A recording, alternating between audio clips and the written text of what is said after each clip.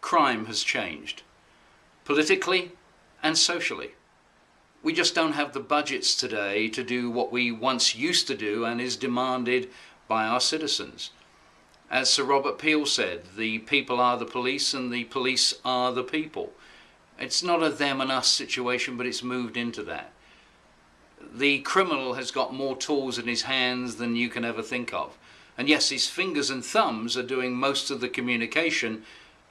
Believe it or not, we can work on that too, and we can be successful in knowing what's going on the streets, where they're at, what they're doing.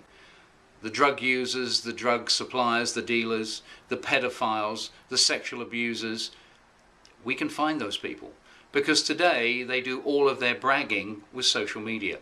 But let's also look at crime analytics. Let's look at the hotspots. Let's look at how property crime is growing and why our murder rate is going undetected and unsolved. Chicago's the perfect example.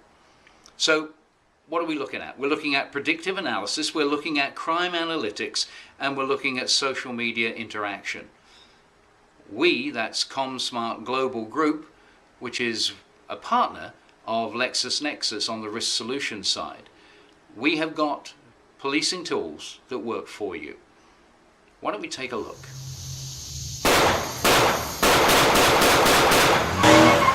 911, what's your emergency? I thought I heard gunshots. How many? 10. And it sounds like it's coming from right in your general area? I think it's coming from Ponce de Leon. Stockton 911, what is your emergency? Yes, I was calling because I stay on Ponce de Leon by Kennedy Elementary School, and there was about 30 to 40 shots that just went off. Okay, and where is this at again? On Ponce de Leon.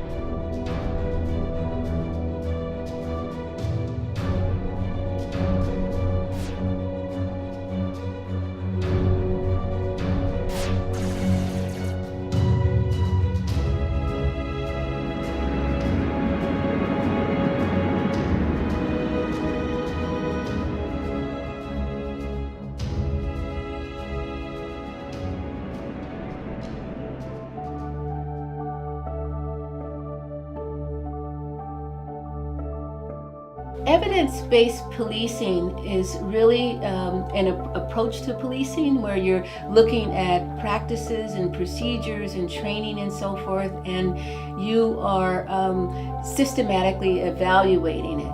Evidence-based policing means we are evaluating if what we're doing is working. That's by looking at research, various metrics that we use. It's simply to take a look at the strategies and whether they're working in the field like we intended. If not, we need to regroup and change things. We really know also that if we go off just experience and our gut feeling, we're only going to be right about half the time, if not less. So evidence-based policing is about looking at research and metrics and examining during an assessment if that's what's going to keep working. In 2016, in a North Stockton neighborhood, we experienced gun violence, serious gun violence, where we knew we had to reduce that violence while also working with the community. So we deployed our evidence-based strategies, put those into motion. And the first one was Project Forebode, a data-driven approach to deploy our resources when and where we needed them to reduce that gun violence. And it really begins with an algorithm through our predictive analysis software that looks at past history of gun violence over a 6-month period. It looks at victim data, suspect data, temporal data, so day of week, time of day. All of these different data buckets are examined to then decide where we're going to deploy those resources. All right, let's get started. Welcome to Core Group, everyone. First thing I'd like to talk about today is our forecast area on Ponce de Leon. Project Forebode is actually an acronym. Forebode is an acronym that stands for Forecast-Based Deployment. And what that is the partnership between our crime analysis unit and the LexisNexis staff using their Bear Analytic product. On a monthly basis, crime analysis will create several forecasts for areas that they feel gun violence is going to occur, and they will forecast the potential days of the week and times of the day, and they'll present this to our management team in our monthly management meetings, and that allows managers to then select a focus area for the month. In the month of July and the month of August of 2016, there was a significant increase in gun violence in the area of Ponce de Leon and Lower Sacramento Road. So as we kind of expected, Crime Analysis presented a forecast area in the month of September that included a neighborhood surrounding the area of Ponce de Leon and Lower Sacramento Road. That neighborhood, that forecast area, was selected by the commanders to get this extra attention for the month of September. So during the month, we not only had patrol making extra checks in the neighborhood and being dispatched to that neighborhood as a result of the calls for service generated in those forecast times, but we also rolled out other proactive units to just try to maintain a visible presence of police. That in and of itself, we hope, prevents violence from occurring. If Project Forebode is about really dealing with those hot places, geographically based, Ceasefire is more persons-based, and it's really dealing with hot people. So Ceasefire, we know, is the most evidence-based violence reduction strategy, especially for group gun violence. It's for those that are the most at risk of being shot or shooting someone. And it is a very data-driven approach to reducing gun violence. Operation Ceasefire is an evidence-based, data-driven, and intelligence-driven program where we as a department can focus specifically on group and gang violence. It allows us to focus through data and intelligence on groups and individuals that are driving our violence here in Stockton. Through Operation Ceasefire, we use 4 components of enforcement, partnership, intelligence, and communication. In the Ponce de Leon area, we used communication after we focused on individuals that were driving the violence. Those individuals are usually highest at risk of being shot at, shooting someone, or being involved in a shooting because they have influence within their gang or group. Through Operation Ceasefire, we used partnerships, whether it was code enforcement or some of the other partners we have, to focus specifically on individuals that were driving violence in that area. Through our messaging piece, we were able to communicate and message those individuals that are at risk for either being shooters or being shot at, to communicate a message of, 1, they need to stop the violence, and 2, offer them solutions to get out of the violence if they so choose. Through our enforcement piece, we're able to focus on individuals in that group that choose to continue with violence, and through partnerships and other ways we do focus specific enforcement on them and their groups if they continue to choose gun violence. Principled policing is about procedural justice and how it ties into police legitimacy.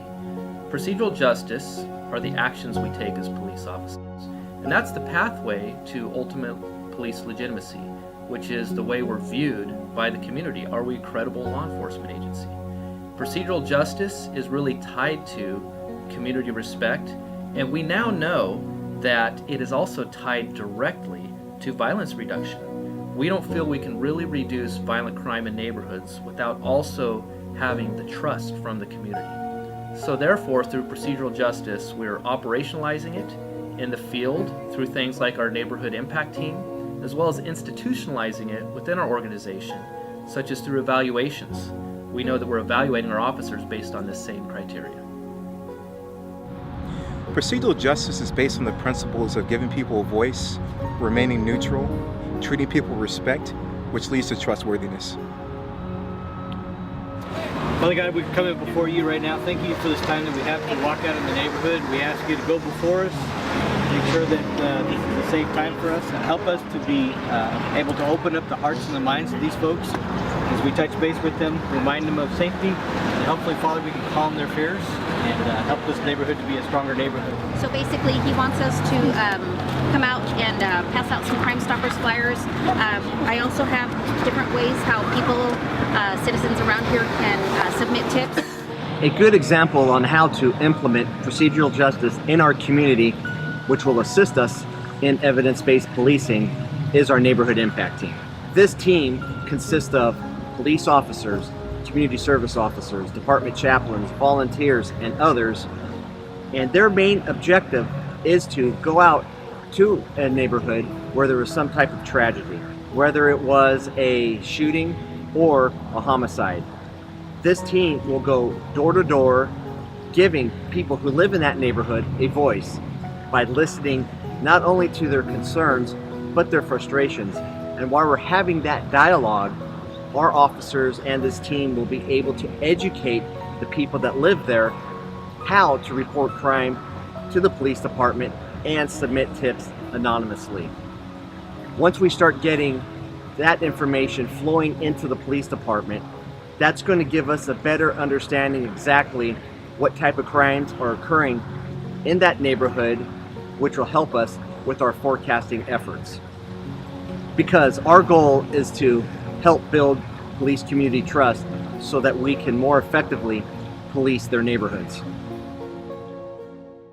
I feel like the policing industry is moving in that direction of becoming more evidence-based in lots of ways, and I think that's a good thing, and we need that, and I think the industry will be stronger for it. In North Stockton, a neighborhood was struck with gun violence, but we deployed numerous evidence-based policing strategies. The results? We saw significant reductions in gun violence. In fact, in a 1-month period, there was only one gun-related incident. But we also saw strong community partnerships like we've never seen before. So the results have been very encouraging. This has been a journey in evidence-based strategies, and we're going to continue that journey, and I hope you do too.